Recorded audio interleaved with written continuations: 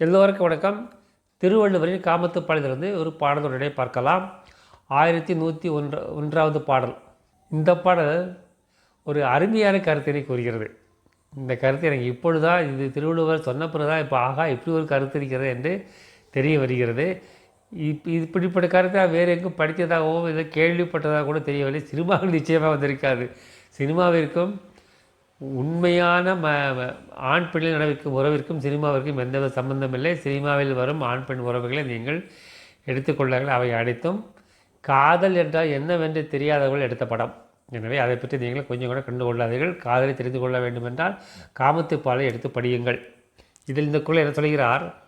கண்டு கேட்டு உண்டு உயிர்த்து உற்றறியும் ஐம்புலனும் ஒன் தொடி கண்ணே உள. இந்த பாடலுக்கு முழு அர்த்தம் என்னென்றால், நமக்கு ஐம்புலன்கள் இருக்கின்றன.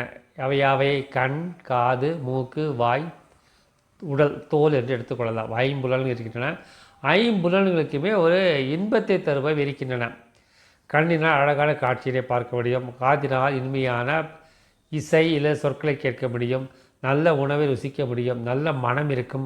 உடல் அதுபோல் தோலுக்கும் ஒரு நல்ல உணர்ச்சிகள் தரக்கூடிய இருக்குது. இந்த ஐந்தும் தரக்கூடிய ஒன்றே ஒன்று இருக்கும் என்றால் அது ஒரு பெண் தான்.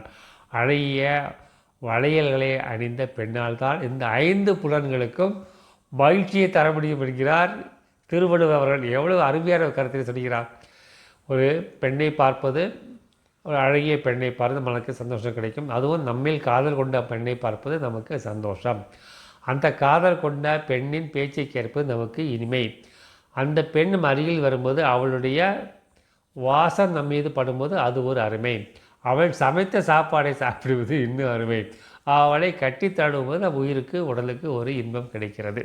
இந்த ஐம்புலன்களுக்கும் இன்பத்தை தரக்கூடிய ஒன்று உண்டு என்றால் அது ஒரு பெண் மட்டுமே என்கிறார் திருவள்ளுவர்.